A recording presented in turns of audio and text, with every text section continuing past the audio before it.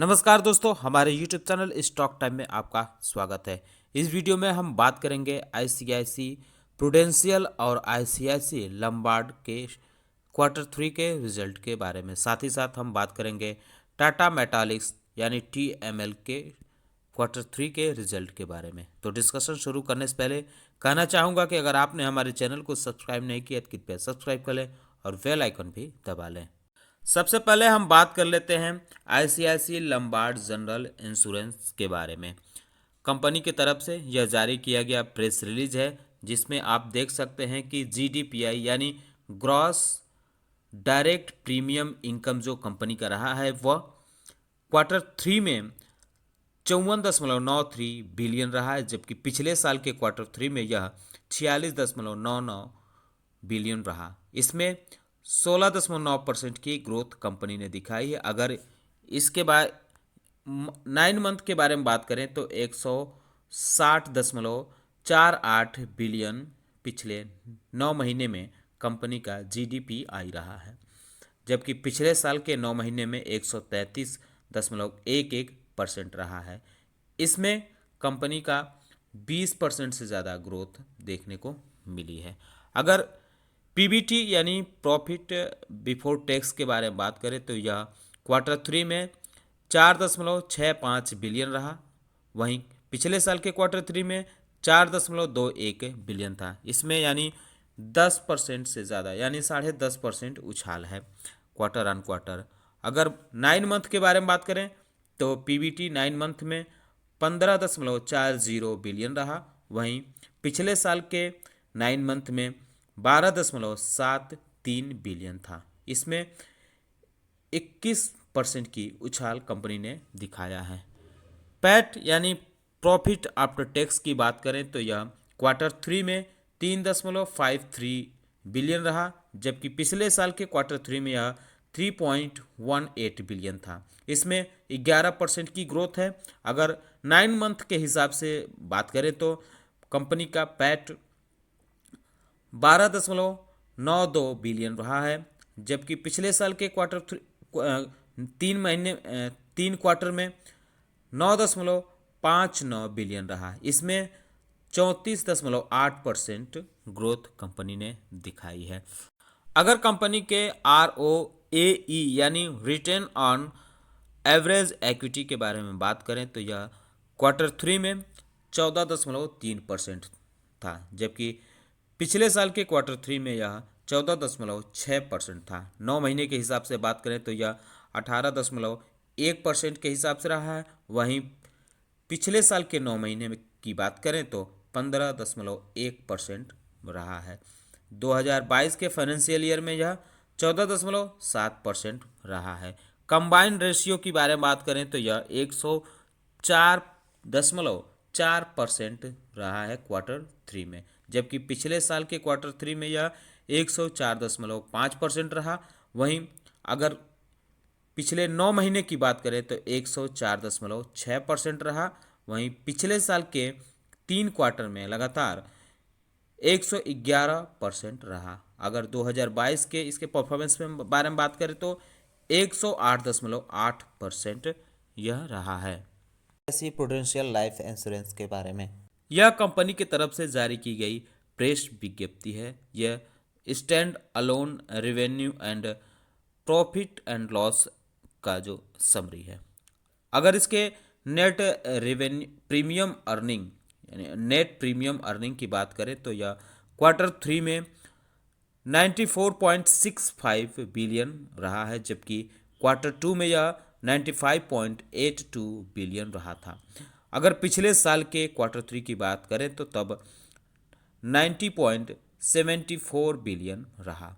अगर इसके total income की बात करें तो यह 173.54 बिलियन रहा, जबकि क्वार्टर 2 में यह 226.42 बिलियन रहा। वहीं पिछले साल के क्वार्टर 3 में यह 98.38 बिलियन रहा।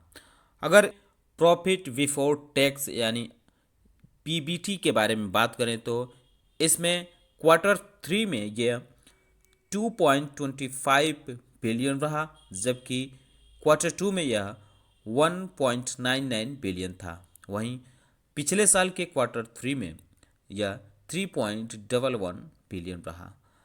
अगर पैट यानी प्रॉफिट आफ्टर टैक्स के बारे में बात करें तो यह 2.21 बिलियन इस क्वार्टर थ्री में रहा है।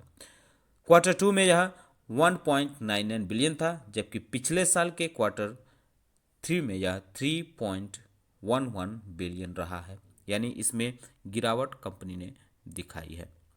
अगर 9 मंथ के हिसाब से बात करें तो इसका कंपनी का जो पैट रहा है उसमें बढ़त देखने को मिली है।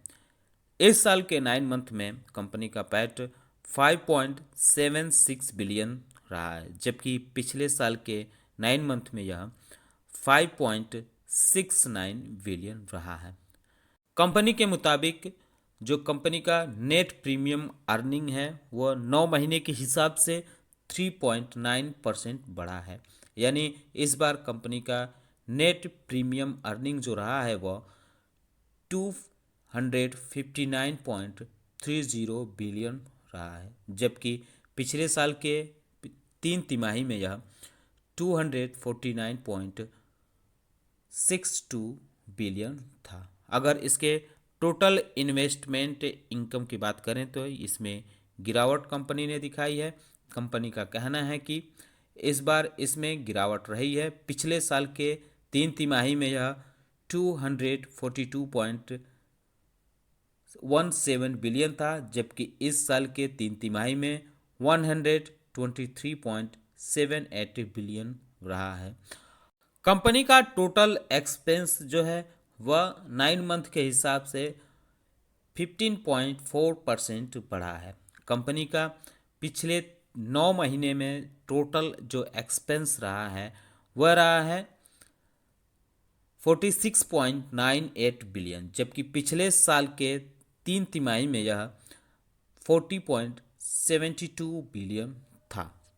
अगर इसके क्लेम एंड बेनिफिट पे आउट्स के बारे में बात करें तो इसमें 4.2% की बढ़ोतरी कंपनी ने दिखाई है 9 मंथ के हिसाब से। अगर कंपनी के वैल्यू ऑफ न्यू बिजनेस यानी VNB के बारे में बात करें तो इसमें 23.2% की ईयर ऑन ईयर ग्रोथ दिखाई गई है कंपनी ने। कंपनी का कहना है कि पिछले 9 महीने में 17.10 बिलियन इसका VNB रहा है, जबकि पिछले साल के 9 महीने में यह 13.88 बिलियन था। Value of new business margin जो रही है वह पिछले साल के तुलना में इस बार बढ़ी है। पिछले साल के 3 तिमाही में यह 27.1% था, जबकि इस साल के 3 तिमाही में यह 32% रहा है। अगर न्यू बिजनेस रिसीव्ड प्रीमियम की बात करें तो यह 102.48 बिलियन रहा है, जबकि इस साल के 3 तिमाही में यह 112.87 बिलियन रहा। इसमें 10% की growth year on year company ने दिखाई है। अब हम बात कर लेते हैं TML यानी टाटा मेटालिक्स के बारे में। इसके क्वार्टर थ्री के रिजल्ट में कंपनी ने अपने नेट प्रॉफिट में 73% की गिरावट बताई है। कंपनी का कहना है कि इसका जो नेट प्रॉफिट रहा है दिसंबर तिमाही में वह 9.48 करोड़ रहा है। पिछले साल के क्वार्टर थ्री में कंपनी का जो नेट प्रॉफिट था वह 35.65 करोड़ रुपए था। हालांकि इसके टोटल इनकम में बढ़ोतरी जरूर हुई है। पिछले साल के तीसरी तिमाही में इसका टोटल इनकम जो था वह 693.12 करोड़ रुपए था, जो इस साल बढ़कर 792.43 करोड़ रुपए हो गया है। इस तिमाही में कंपनी का खर्च भी बढ़ा है।